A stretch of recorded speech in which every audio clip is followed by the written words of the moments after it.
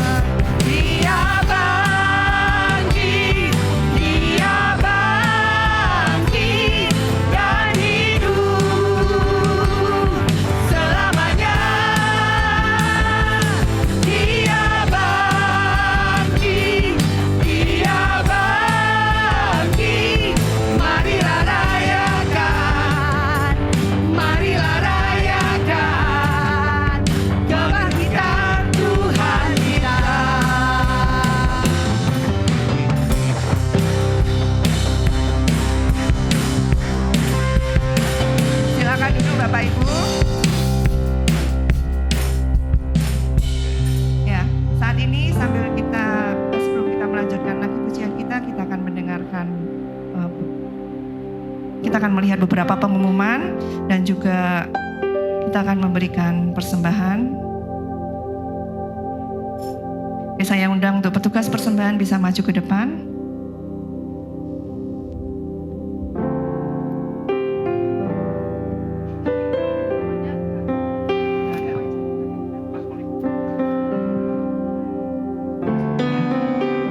Petugas persembahan bisa tolong maju ke depan.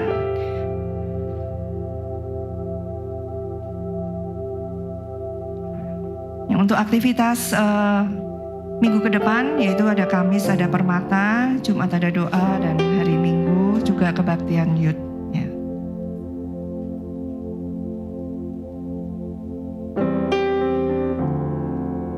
Nanti doa persembahan akan dipimpin oleh Ibu Asih. Terima kasih Tuhan, Kau begitu baik dan mengasihi kami Tuhan, sehingga Engkau telah mengorbankan dirimu, mati di atas kayu salib dan bangkit untuk memberikan kami pengharapan di masa depan kami. Kalau sebentar kami mau memberikan persembahan Tuhan, kuduskan, sucikan, biarlah persembahan ini berguna bagi pekerjaan-Mu di gereja-Mu di tempat ini.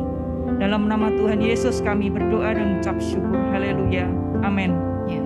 Sambil kita naikkan pujian, rayakan Yesus rayakan, karena hari ini yaitu setelah Tuhan Yesus mati di kayu salib, dikuburkan, dan pada hari ketiga Dia bangkit. Dan hari ini kita juga merayakan kebangkitan Tuhan. Dan kita naikkan pujian ini dengan penuh sukacita, karena Tuhan kita sudah bangkit.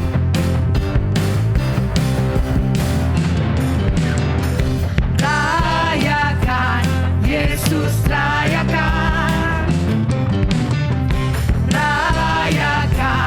Yesus rayakan,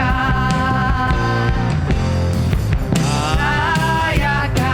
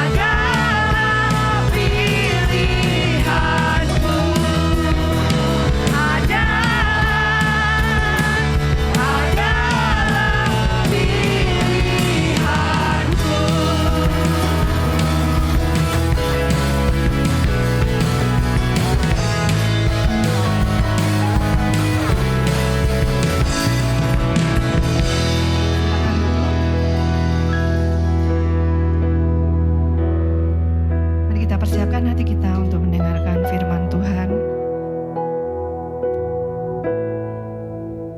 Dari pujian yang sudah kita naikkan, bahwa kita percaya hidup kita ada di dalam tangan Tuhan. Dan apa yang kita alami, apa yang kita hadapi, itu semua ada kebaikan Tuhan di dalamnya. Dan biarlah kita tetap bersyukur, kita tetap mengikut Tuhan, kita tetap setia. Kita percaya bahwa di dalam segala hal tidak terbatas cara Tuhan itu menolong kita, tidak terbatas kuasa Tuhan, karena hanya Dia yang kita andalkan. Ku kagumi caramu mencintaimu. Engkau ada, Tuhan ada di dalam proses hidup kita untuk menjadikan yang terbaik buat kita.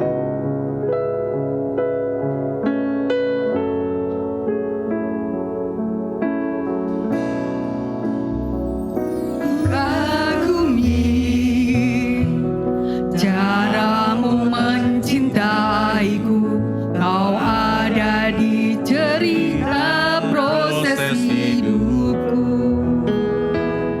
Di titik terendahku kau hadir untuk mengangkatku. Ku tahu kau tak menyerah akan hidupku. Kagumi caramu mencintaiku, kau ada di cerita proses hidupku. Di titik terendahku kau hadir untuk mengangkatku. Kau tahu kau tak menyerah akan hidupku. Tak terbatas kuasamu, tak terduga caramu. Kau yang ku andalkan di setiap langkah hidupku.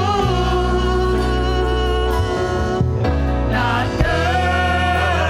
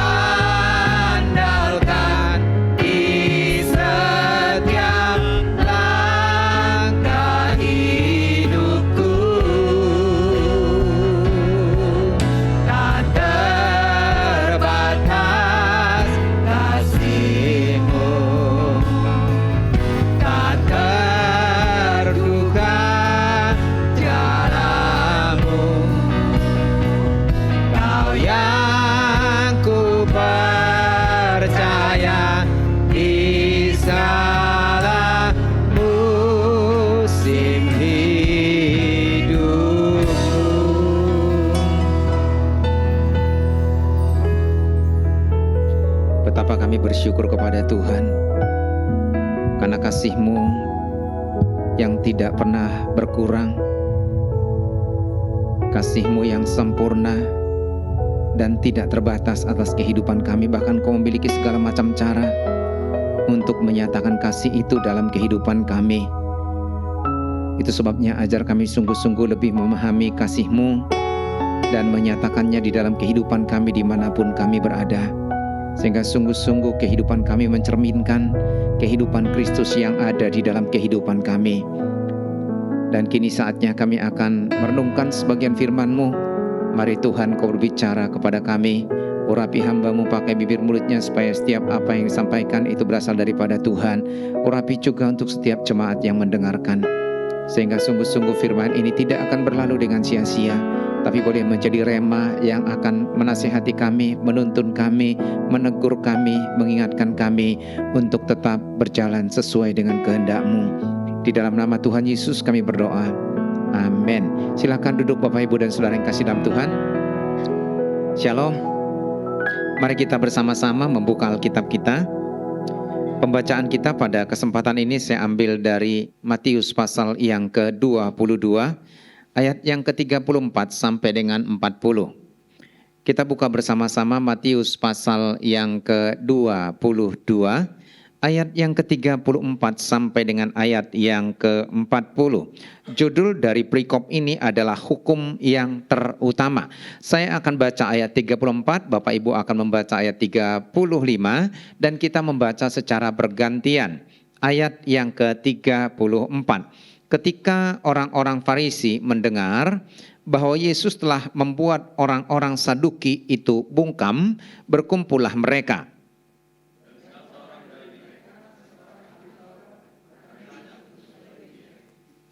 Guru, hukum manakah yang terutama dalam hukum Taurat?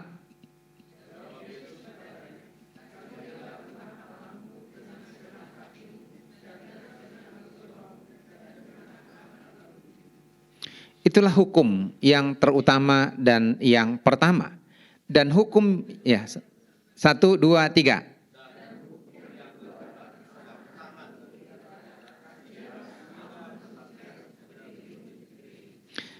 Pada kedua hukum inilah tergantung seluruh hukum Taurat dan kitab para nabi.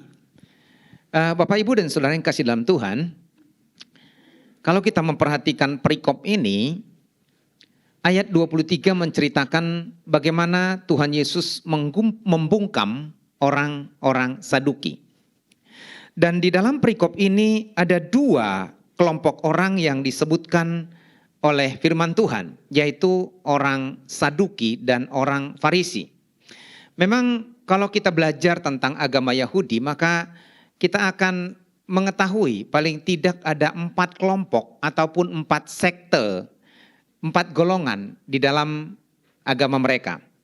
Atau mungkin bisa disebut juga sebagai aliran pada masa kini. Kelompok yang pertama adalah mereka orang-orang Farisi, dan biasanya golongan ini adalah golongan para rabi dan ahli Taurat yang sangat berpengaruh.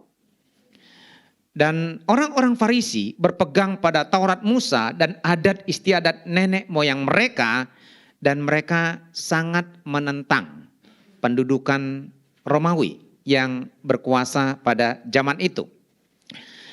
Berbeda dengan orang Farisi, kalau orang Saduki itu mau bekerja sama dengan orang-orang Roma. Lalu siapa dengan orang Saduki ini? Mereka adalah salah satu kelompok kecil ataupun golongan kecil dalam agama Yahudi, tetapi kebanyakan dari mereka itu adalah orang-orang berduit, orang-orang kaya, sehingga dengan kekayaan mereka juga bisa mempengaruhi kehidupan masyarakat. Jadi mereka sangat berpengaruh di masyarakat, dan biasanya kebanyakan mereka ini adalah menjadi anggota para imam, bahkan imam besar, dan anggota-anggota mahkamah agama yang seringkali disebut juga anggota Sanhedrin ya dalam agama Yahudi.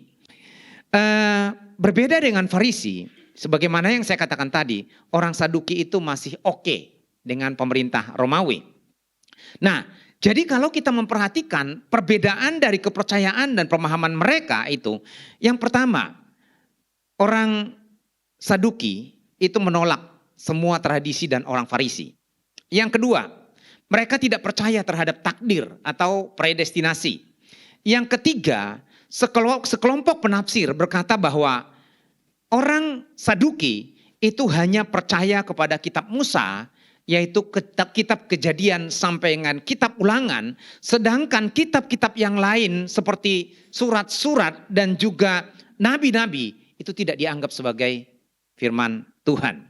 Dan kemudian orang Saduki juga tidak percaya adanya malaikat, tidak percaya terhadap roh, dan yang paling banyak mereka singgung itu adalah mereka tidak percaya terhadap kebangkitan orang mati. Lalu masih ada dua kelompok lain. Kelompok yang ketiga itu disebut dengan orang Zelot. Orang Zelot ini adalah kelompok agama Yahudi sebagai satu sekte yang berbeda dengan kelompok yang lain. Mungkin kita mengingat juga ada Simon dari Zelot. Lalu kemudian kelompok yang keempat adalah kelompok Eseni.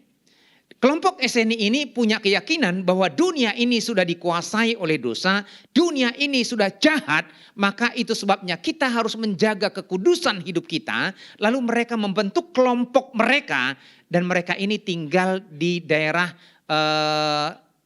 Laut Mati yang sekarang ini disebut dengan Qumran. Dan di Qumran masih ditemukan peninggalan-peninggalan dari kelompok Eseni ini, walaupun mereka tidak pernah menyebut diri mereka sebagai kelompok Eseni. Ada orang juga mengatakan bahwa Yohanes Pembaptis itu berasal dari sekte ataupun kelompok Eseni. Dan kalau kita pergi ke Qumran sampai sekarang itu masih terpelihara dengan baik. Bahkan di situ ada penemuan, dari situlah ditemukan kitab Nabi Yeremia. Yang asli, gulungan kitab Nabi Yeremia. Dan di Qumran sampai saat ini ada satu semacam kayak penyimpanan barang-barang yang ditemukan tersebut. Dan ada satu toko yang besar sekali di situ yang menjual produk Laut Mati. Nah ini kelompok yang ketiga. Sedangkan kelompok yang keempat, itu yang kelompok keempat. Jadi kelompok yang pertama tadi orang Farisi, kelompok kedua orang Saduki, lalu kemudian kelompok ketiga adalah orang Zelot, lalu kemudian kelompok yang keempat adalah orang Eseni. Tetapi ada kelompok lain yang mungkin pernah kita dengarkan yang muncul, tetapi ini lebih berbau kepada politik, yaitu kelompok Herodian.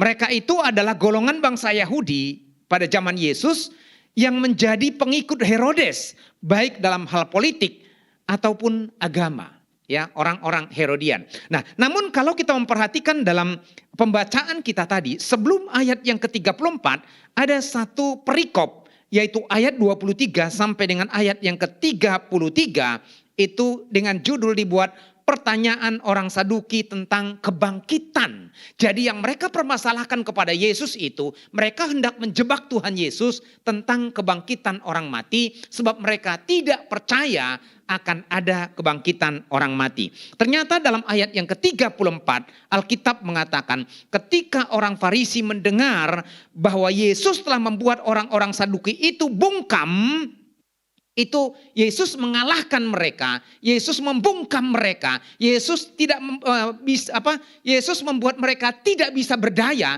Seharusnya itu dapat membuat orang-orang Farisi itu senang dan bangga karena kebenaran akhirnya muncul. Tetapi ternyata kebencian yang mereka tanamkan di dalam hati mereka kepada Yesus menutup mata rohani mereka untuk menerima kebenaran, ya. Dan memang tidak dapat dipungkiri pada saat ini pun ketika seseorang sudah tidak suka atau ketika seseorang sudah memiliki kebencian terhadap seseorang, yang benar pun bisa jadi salah. Dan mereka sudah menutup diri terhadap hati nurani mereka terhadap kebenaran. Nah, itu terjadi sejak zaman dahulu. Dan itu sebabnya di sini dikatakan berkumpullah mereka. Jadi mereka bukan bersyukur atas kebenaran yang diungkapkan oleh Tuhan Yesus, tapi mereka berkumpul untuk apa? Untuk mencobai Dia. Ya, di sini dikatakan seorang dari mereka, seorang ahli Taurat bertanya untuk mencobai Dia. Jadi setelah mereka berulang kali mencoba terus-menerus untuk menjebak Tuhan Yesus, menyalahkan Tuhan Yesus, mencela Tuhan Yesus, ingin menjebak Tuhan Yesus, tapi mereka tidak pernah berhasil.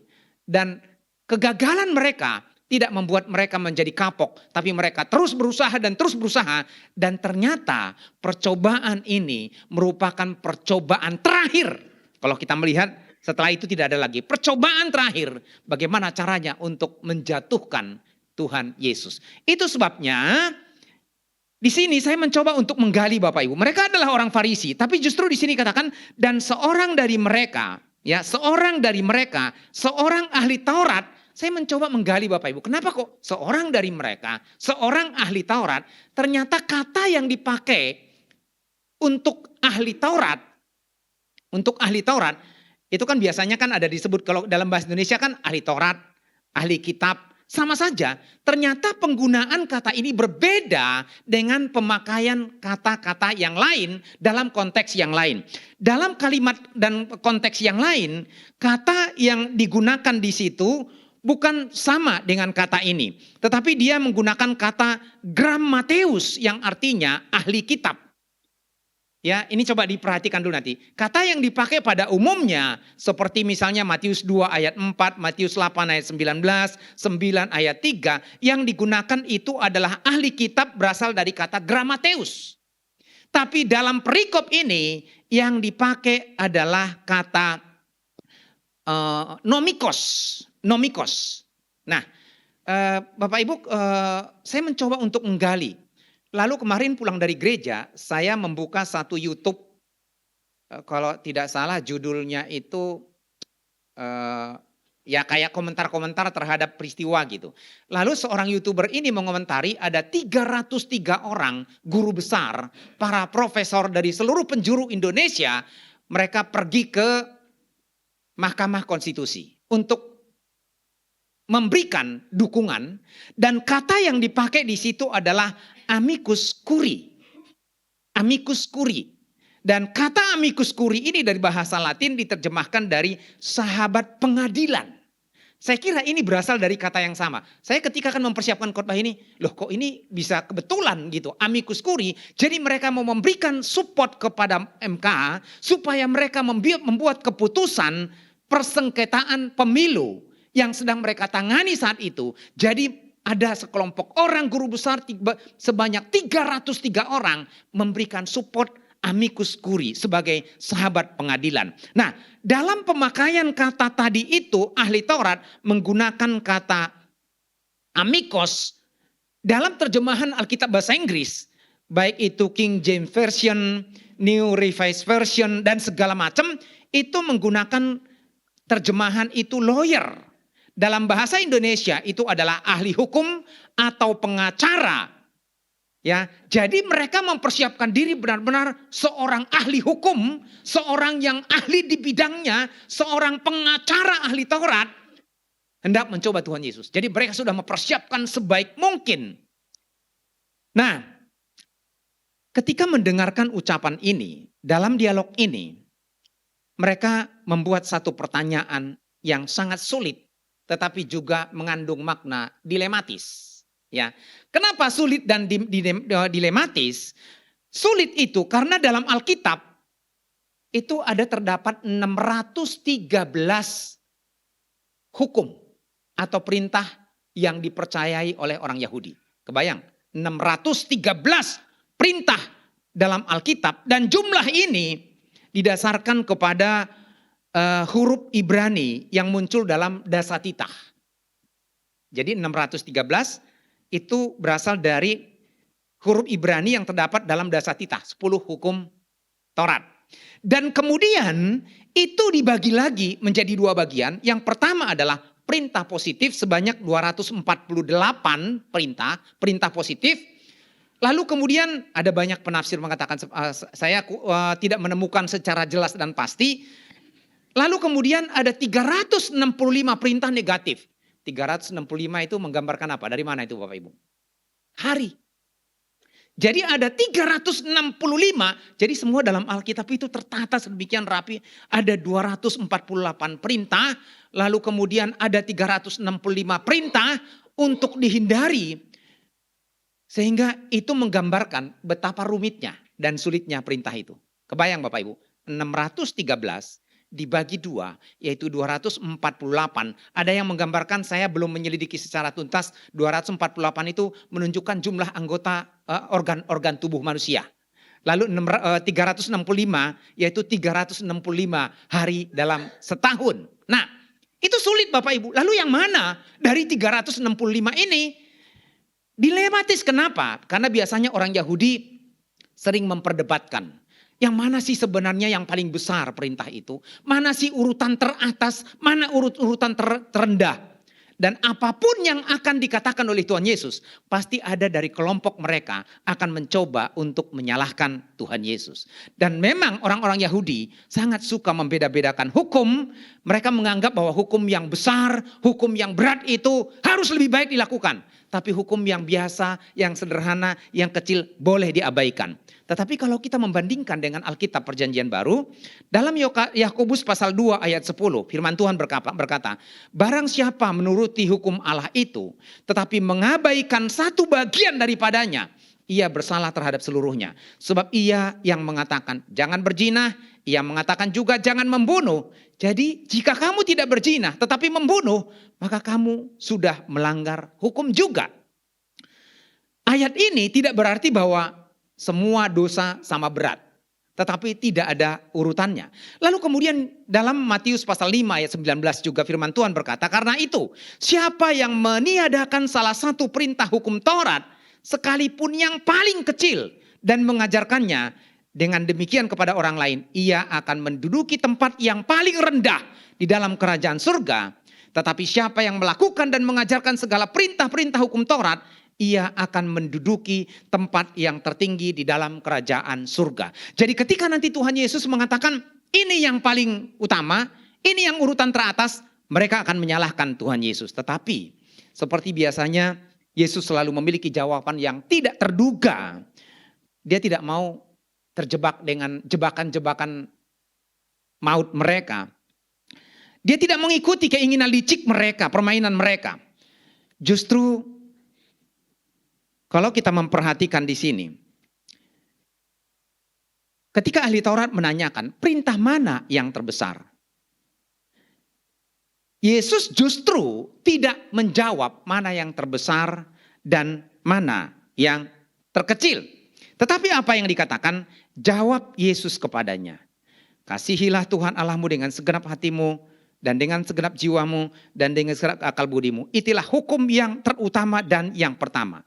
Dan hukum yang kedua yang sama dengan itu ialah kasihilah sesamamu manusia seperti dirimu sendiri. Ada urutan nggak di sini Bapak Ibu? Kalau kita memperhatikan, ada urutan nggak? Nggak ada urutan. Lalu sebenarnya apa yang hendak dimaksudkan oleh Tuhan Yesus di sini? Kalau orang-orang Yahudi, ahli-ahli Taurat mengedepankan tentang urutan-urutan, mana yang terbesar, mana yang terberat, mana yang paling kecil. Tapi justru Yesus mau menekankan tentang esensi yang sesungguhnya dari hukum Taurat. Nilai yang sesungguhnya yang disampaikan oleh Tuhan Yesus dan nilai dari perintah itu, meskipun itu adalah 613, esensinya adalah kasih dan ketaatan. Esensinya adalah kasih dan ketaatan. Nah, jadi kalau kita memperhatikan di sini, ada sesuatu yang berbeda dari pemahaman mereka. Kalau mereka memperdebatkan tentang mana hukum yang terutama dan yang utama, tapi Yesus juga menekankan percuma mana yang utama dan yang terutama. Tidak perlu diperdebatkan akan hal itu, tidak perlu dibuat urutan-urutan. Tapi yang perlu kita pahami dan kita lakukan adalah bahwa esensi dari 613 hukum itu adalah kasih dan ketaatan. Nah, oleh karena itu,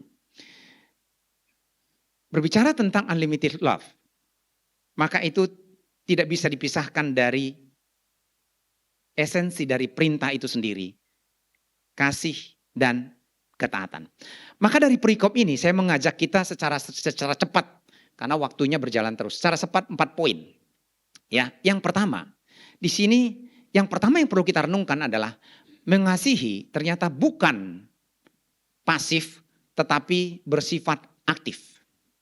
Oke, kalau kita memperhatikan di sini, jawab Yesus kepadanya, kasihilah. Kasihilah dalam ayat 37 dan 39 itu berbentuk kalimat imperatif. Yaitu agapesis. Jadi imperatif itu berbicara tentang tindakan yang bersifat aktif, bukan pasif. Jadi perlu kita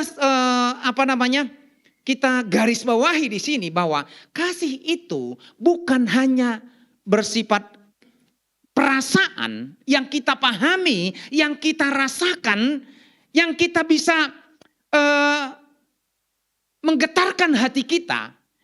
Tetapi itu harus ada tindakan bersifat aktif untuk melakukan sesuatu. Tapi kalau kita memperhatikan dunia yang kita hadapi pada saat ini, maka kebanyakan kan kalau misalnya ada orang berduka, ataupun mungkin ada sedang menghadapi permasalahan, pada umumnya kan kita sampai kepada turut berempati. Itu kan empati itu baru hanya sekedar ya ada perasaan ya ikut merasakanlah begitu kan. Tapi lebih dalam daripada itu ada yang disebut dengan empati. Empati itu lebih dalam lagi. Empati itu adalah memandang persoalan itu seolah-olah kita yang mengalaminya. Jadi kita menempatkan posisi seolah-olah kita yang merasakannya. Jadi dari situ kemudian barangkali akan muncul tindakan. Ya, tetapi kebanyakan kan juga hanya berasa empati ya Bapak Ibu ya. Tapi tidak melakukan sesuatu. Kadang-kadang gini Bapak Ibu. Kebanyakan orang mengirimkan, kalau misalnya buka toko. Kalau Bapak Ibu memperhatikan sekitar 3 minggu yang lalu di Asia tropis, Ruka Asia tropis itu hujan, selesai hujan berantakan ada ucapan-ucapan. Karena ada yang buka showroom, lalu ada papan-papan ucapan. Dan itu biasanya diungkapkan sebagai rasa simpati bahkan mungkin empati mereka. Cuma kadang-kadang saya komen dengan istri saya gini. Kalau buat orang kaya mungkin tidak terasa maksudnya pengaruhnya ya. Tapi kalau mungkin buat kelompok-kelompok tertentu, saya kira lebih baik tidak. Mungkin juga orang butuh modal gitu kan. Butuh tambahan uang. Itu berapa banyak sudah duitnya. Setelah itu ditiup angin habis semua. Kadang-kadang hanya kenapa mereka membuat itu? Ya itu tergantung mereka. Tetapi pada umumnya Bapak Ibu, pada umumnya orang melakukan itu supaya kelihatan nama mereka. Betul ya? Bukan didasarkan kepada nilai yang sesungguhnya. Dan kalau kita belajar dari lebih dalam kepada Alkitab Bapak Ibu, berbicara tentang kasih yang bersifat aktif, maka Alkitab mengatakan, Yesus pernah mengatakan, berilah maka kamu akan mendapat. Lalu kemudian dalam Kolose 3 ayat 23 mengatakan, apapun juga yang kamu perbuat, perbuatlah itu seperti untuk Tuhan bukan seperti untuk manusia. Lalu Yesus juga mengatakan bahwa apa yang ingin kamu inginkan orang lain perbuat bagimu, perbuatlah itu terlebih dahulu kepada mereka. Jadi ada tindakan aktif dan inisiatif, bukan menunggu, bukan berharap, bukan menanti-nanti, tetapi justru seseorang itu berinisiatif aktif untuk melakukan sesuatu. Yang menjadi pertanyaannya adalah, kalau Yesus, kalau Allah sudah turun menjadi manusia, dia mengambil rupa seorang hamba, bahkan dia mati di atas kayu salib, dia menderita dan dikuburkan. Lalu dia bangkit kembali. Ini adalah tindakan aktif dari Bapa kita untuk menyelamatkan kita. Karena begitu besarnya, jadi kasih Allah itu bukan sesuatu yang pasif, tetapi sesuatu yang aktif untuk bertindak, karena dia mengasihi kita. Sebaliknya, apa betul kita mengasihi Tuhan? Dan kasih Tuhan itu tentu harus diuji dari sikap hati kita yang mengasihi, yang timbul dari hati yang terdalam untuk bersikap aktif. Jadi kalau kita berkata mengasihi Tuhan, maka tidak hanya mengatakan Tuhan aku mengasihimu. Kita menyanyi aku mengasihi engkau Tuhan. Apakah kita mengasihi Tuhan? Amin, mengasihi Tuhan. Tapi ada tindakan aktif yang bisa kita perbuat. Tindakan aktif, ada perbuatan. Ada sikap tetapi kemudian diikuti dengan tindakan. Bukan hanya berdiam diri, bukan hanya sebatas kata-kata, bukan hanya perasaan saja. Tetapi apa yang kita perbuat? Contoh misalnya, kalau seorang pria mengatakan, aku mencintaimu, tapi tanpa bukti, apa yang akan dikatakan wanita? Saya mau tanya dulu nih. Boleh ya Chris ya? Eh, Marlin, saya tanya ya. Pernah nggak Chris mengatakan aku mengasihimu atau aku mencintaimu? Sering ya, sering. Tapi apakah hanya sebatas I love you? Enggak ya, enggak ya. Ada bukti-bukti lain. Bahkan terakhir saya lihat tangannya sudah begini kan. Itu kan sebagai bukti tindakan kan. Kalau tiap hari, tiap minggu, tiap bulan, aku cinta kamu, I love you. Tapi tidak ada tindakan dalam bentuk apapun. Gombal. Teori, bahkan begitu. Nggak usah ngomong lah loh. Omong doang, omdo. Gitu kan. Ada bukti. Nah makanya Tuhan juga melihat kita. Kalau saya sudah mengorbankan segala sesuatu. Apakah kamu mengasihi saya? Kasih itu adalah bersifat aktif. Bukan pasif. Yang kedua. Nanti jangan terlalu panjang ya. Yang kedua, kasih, mengasihi berarti melibatkan seluruh aspek kehidupan kita. Yesus mengatakan begini, jawab Yesus kepadanya, kasihilah Tuhan Allahmu dengan segenap hatimu dan dengan segenap jiwamu dan dengan segenap akal budimu. Bahkan dalam kitab lain dikatakan dengan segenap kekuatanmu. Saya tidak akan membahas ini satu persatu, tetapi itu menunjukkan bahwa tujuan dari penggunaan kata itu adalah menekankan keseluruhan tanpa ada pengecualian. Ya, menekankan keseluruhan dari seluruh aspek kehidupan kita tanpa pengecualian. Artinya, ketika kita memberi, maka itu didasarkan dari hati yang terdalam, tetapi juga pikiran yang pasti. Nah, makanya saya mau garis bawahi sedikit Bapak Ibu. Jadi kasihilah Tuhan Allahmu dengan segenap hatimu, dengan bahkan di sini dengan segenap akal budi. Mengasihi dengan segenap akal budi. Apa ya segenap akal budi ini? Di situ akal lalu budi. Budi itu kebaikan kan? Tapi ada logika yang bermain di situ. Artinya bahwa seseorang hanya dapat mengasihi dengan benar kalau mereka betul-betul mengenal Tuhan dan mengerti firman-Nya. Kalau seseorang tidak cukup mengenal Tuhan dan mengerti firman-Nya, tidak mungkin bisa mengasihi dengan benar. Nah contoh misalnya gini.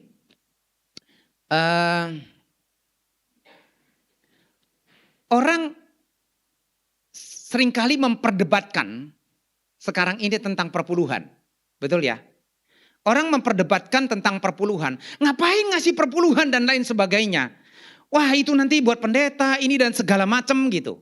Ya, saya tidak membahas secara khusus di sini tentang perpuluhan. Tetapi seseorang hanya akan memberikan itu kalau mereka mengerti kebenaran firman Tuhan. Kalau mereka mengerti kasih Tuhan dalam kehidupan mereka, maka mereka akan memberikan itu. Kalau mereka tidak mengerti tentang kasih Tuhan, kalau mereka tidak mengerti firman Tuhan, tidak mungkin akan memberi. Itu hal yang sederhana. Tapi ketika mereka memahami tentang kasih Tuhan, mereka mengerti tentang firman Tuhan, dan itu melibatkan logika. Karena ketika kita memahami, itu berarti ada pikiran dong. Ada logikanya. Ya, ada pertimbangannya. Ya, baru kita bisa memberikan itu. Jadi Tuhan mau mengajar kita ketika kita memberi tidak sembarang gitu loh. Ya, tidak asalan. Banyak orang memberi pokoknya kasih aja. Tetapi tidak mendidik. Hari-hari ini kan lagi rame seorang pengusaha, suaminya seorang selebritis yang pernah memberikan private jet kepada anaknya yang baru 2 tahun. Bapak Ibu tahu kali itu ya. Lalu yang saya lihat di situ ada dikomentarin di YouTube itu begini. Pernah istrinya ini katanya ngobrol di podcast atau di acara apalah gitu. Dia bilang biasanya mereka memberikan kepada pembantunya di rumah itu. Jadi waktu itu gini, pas ada acara tertentu, momen tertentu, lalu dikasih THR kepada asisten rumah tangganya. Setelah itu pas waktunya pulang, nggak pulang. Lalu ditanya, kenapa kamu nggak balik? Gitu. Lalu kemudian ya Bu, saya mau di kampung saja. Nah, kan kamu butuh duit. Iya Bu, duit yang sudah dikasih Bapak dan Ibu ke saya sudah cukup untuk modal untuk buka usaha di kampung. Yang ditanyakan orang itu, yang dikomentarin orang itulah, berapa banyak yang dikasih ya? jumlahnya. Kok sampai nggak mau pulang lagi? Berarti duitnya banyak banget. Kalau saya nggak ngerenungin itu, yang saya renungin adalah berarti pemberian itu tidak mendidik. Ya, pemberian itu tidak mendidik. Kalau pemberian itu mendidik, diberikan pemahaman yang cukup, maka dia akan kembali dong.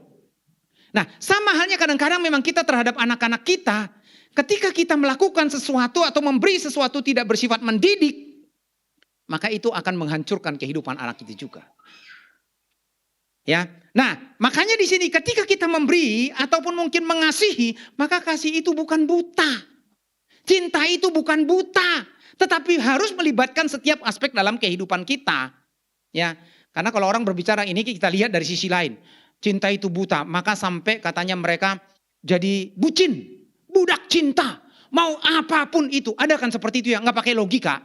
Makanya kan seperti yang singgung dan saya sering singgung teh kambing rasa coklat, tali sepatu rasa bakmi, kayak gitu kan, tidak menggunakan logika lagi. Mau dilarang kayak apapun, semakin cinta. Pokoknya tidak lebih baik kita mati bersama-sama. Setelah kemudian berjalannya waktu, ternyata sudah tidak cinta lagi. Makan tuh cintamu katanya.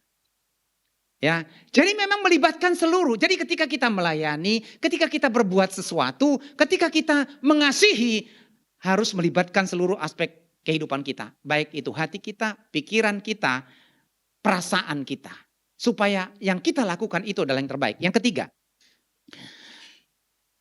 ketiga adalah, kalau kita memperhatikan Bapak Ibu ayat yang ke-40, coba kita perhatikan 40.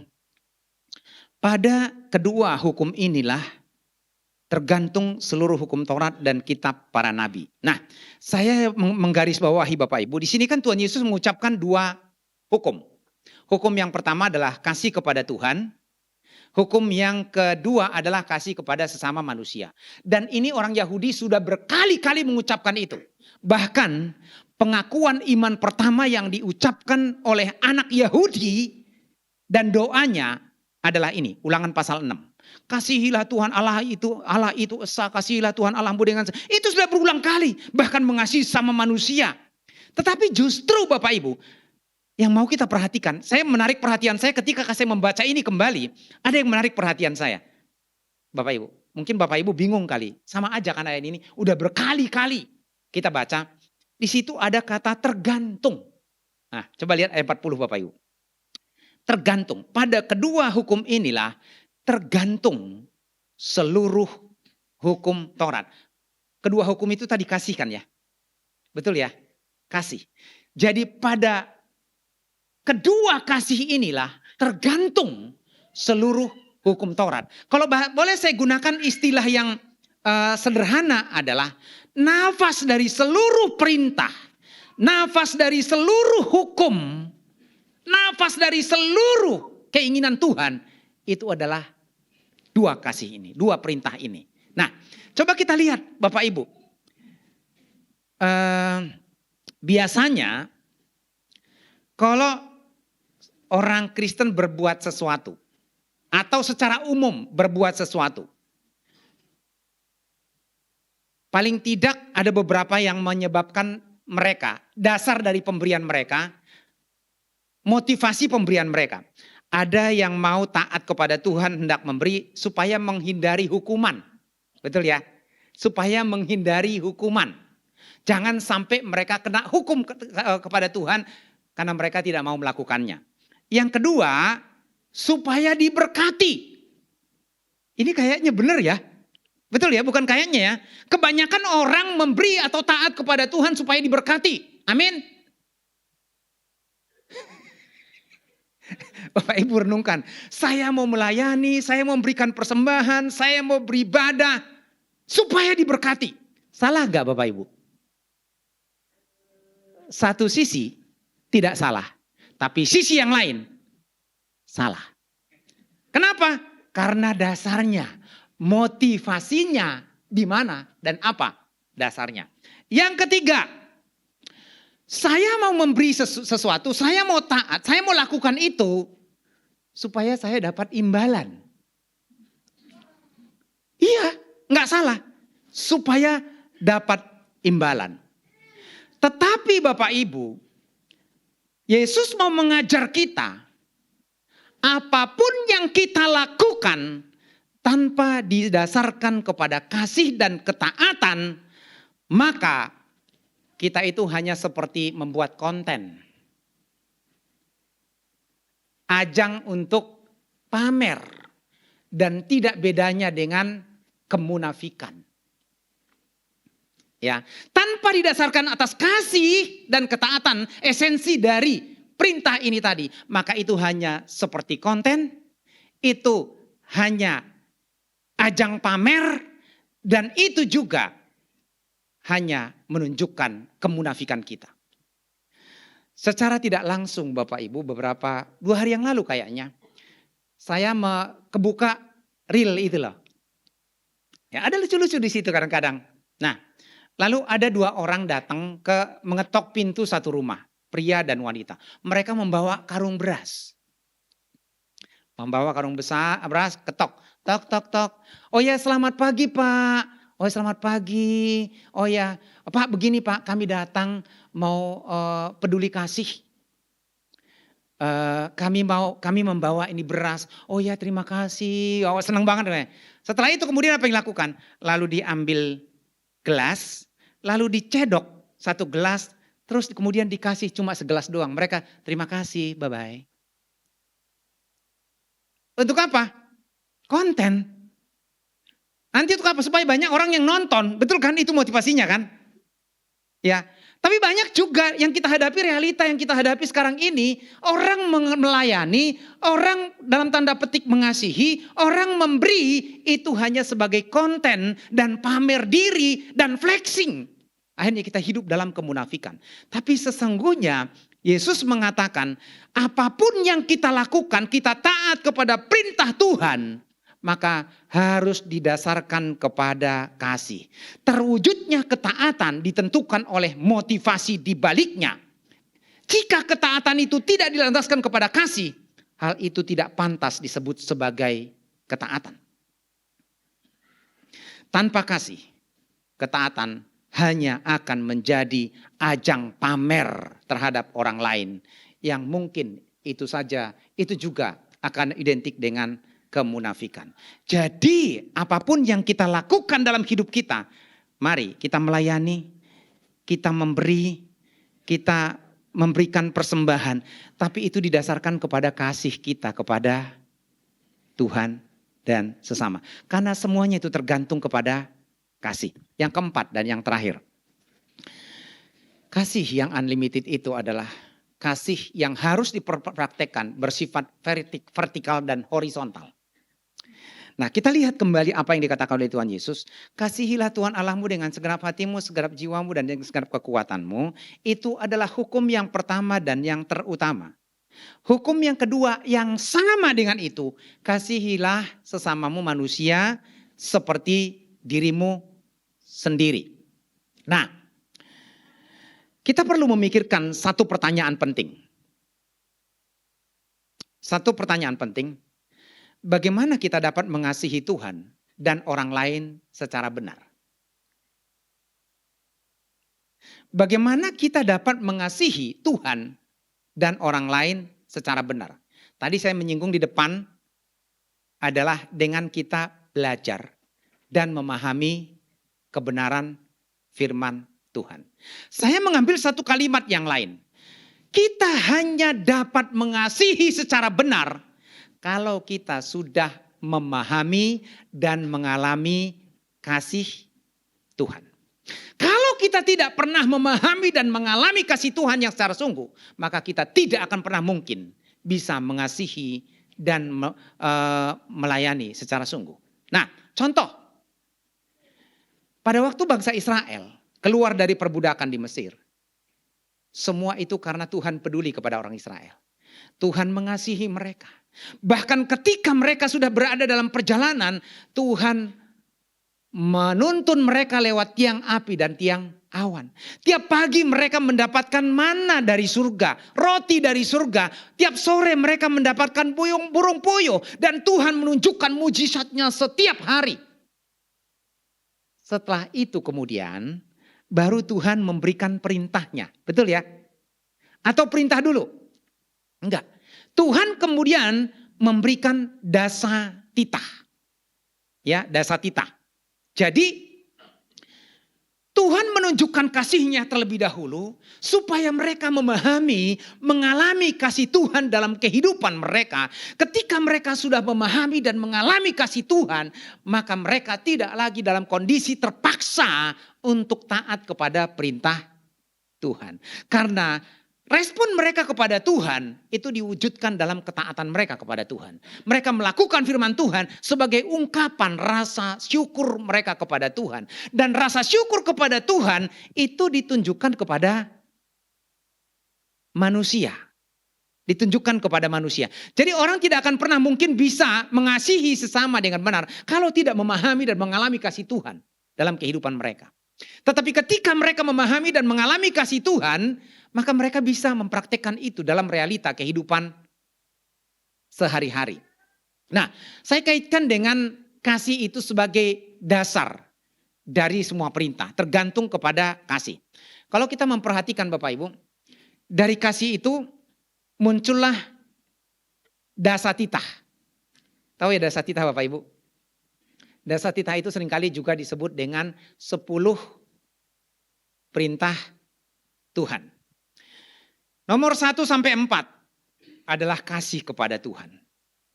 Ya, kasihilah Tuhan Allahmu dengan segenap hatimu, dengan segenap jiwamu. Yang kedua, jangan membuat patung bagiku. Dan yang ketiga, apa hukum yang ketiga ya? Jangan mengucapkan nama Tuhan Allahmu dengan sembarangan. Yang keempat, kuduskanlah hari Sabat. Yang kelima sampai dengan yang ke-10 itu adalah kasih kepada sesama manusia. Jadi Tuhan mengajarkan kita harus memiliki kasih yang dari Tuhan terlebih dahulu. Memahaminya, merasakannya. Baru kemudian dipraktekkan dalam realita kehidupan sehari-hari. Hukum yang pertama sampai yang keempat itu kepada Tuhan. Hukum yang kelima, kenapa bukan hukum yang ke-10 saja? Toh kan terdekat. Hormatilah ayah dan ibumu supaya panjang umurmu di tanah yang Tuhan berikan kepadamu. Kenapa kok itu? Setelah Tuhan, kenapa kemudian ayah dan ibumu? Karena ayah dan ibumu lah yang dipercaya untuk mendidik engkau, mengasihi engkau, merawat engkau. Bahkan mereka memberikan semuanya untukmu. Dan mereka adalah perwujudan kasih Tuhan di tengah-tengah dunia ini. Maka kita harus menghormati mereka. Makanya saya memperhatikan, ini saya ingatkan untuk anak-anak muda. Anak-anak yang hormat kepada orang tua, menghargai orang tua, itu adalah salah satu kunci keberhasilan. Tapi anak-anak yang kurang ajar kepada orang tua, anak-anak yang tidak hormat kepada orang tua, tidak menghargai orang tuanya, hidupnya akan susah. Ini firman Tuhan loh, nyata. Jadi apapun orang tua kita, bagaimanapun keadaan mereka, kaya atau miskin, susah atau senang, dia adalah perwujudan kasih Tuhan dalam kehidupan kita di tengah-tengah dunia ini yang mempraktekkan kasih itu. Jadi teringat saya dulu waktu saya masih kecil, mama saya itu suka banget mendongeng. Kalau udah mau tidur itu mendongeng Bapak Ibu. Cerita-cerita masa dulu kan banyak ya. Lalu ada satu cerita saya masih mengingat waktu itu ada mamanya Stephen di situ, saya berdua di situ. Kami pergi di satu rumah di tempat usaha tani gitu, tinggal di situ. Malam bercerita dia. Jadi dia sambil nyanyi gitu mendongeng. Lalu kalimatnya itu apa ya? Menyentuh banget. Jadi dia berkata, ini kata kalimatnya gini, orang Batak pasti ngerti. Jur pemucung dainang, dainakian doasa dainang. Jadi mau monyong pun ibumu, ibu tetap ibu. Jadi itu kalau nggak salah contohnya tikus. Gitu. Jadi mau monyong kayak apapun ibumu, sejelek apapun ibumu, itu adalah ibumu yang kamu harus kasihi, yang kamu harus terima, yang kamu harus hargai. Jadi kayak apapun, dan itu adalah praktek kasih. Bagaimana kita mengatakan mengasihi Tuhan, dikasihi Tuhan, tapi orang tua kita aja tidak bisa mengasihi. Jumat kemarin kan saya sempat cerita, saya punya saudara. Dia punya uang, kalau ada uangnya dibagi-bagi di warung, di mana, neraktir segala macam. Tapi anak istrinya dibuat susah, nggak punya duit. Itu salah, keliru. Ya, dia harus bisa pinter mengelola itu. Nah, saya tidak akan panjangkan Bapak Ibu. Sebagaimana tema kita pada saat ini, belajar dari pemahaman kita bahwa Tuhan sudah mengajar kita, memberikan kepada kita unlimited love. Maka itu harus kita praktekkan dalam kehidupan kita. Dan pada hari ini kita belajar dari apa yang diperbincangkan oleh Tuhan Yesus, diajarkan oleh Tuhan Yesus kepada kita. Yang pertama, berbicara tentang mengasihi itu bersifat aktif, bukan pasif, bukan berdiam diri saja, tetapi ada tindakan. Yang kedua, mengasihi itu berarti melibatkan seluruh aspek kehidupan kita tanpa pengecualian, secara utuh memberikan kita yang terbaik. Yang ketiga adalah semua perintah dalam kitab suci, dalam Alkitab itu bergantung kepada kasih yang diajarkan oleh Tuhan kepada kita. Segala sesuatu tidak akan berguna, hanya menjadi ajang pamer, menjadi konten, kalau tidak didasarkan kepada kasih. Jadi kita harus melakukan segala sesuatu didasarkan kepada kasih Tuhan yang kita rasakan dan kita nikmati. Dan yang keempat adalah kasih itu harus diwujudkan bersifat vertikal dan horizontal. Kita hanya mungkin dan dapat mengasihi apabila kita merasakan dan menikmati, memahami kasih Tuhan, dan itu kemudian kita praktek ke dalam kehidupan kita. Dan kasih yang sejati tidak hanya sampai kepada kata-kata dan kita mengatakan mengasihi, tetapi harus diwujudkan dalam perbuatan baik kepada Tuhan, kepada sesama, dimulai tentu dari orang-orang yang terdekat dengan kita. Mari kita berdoa.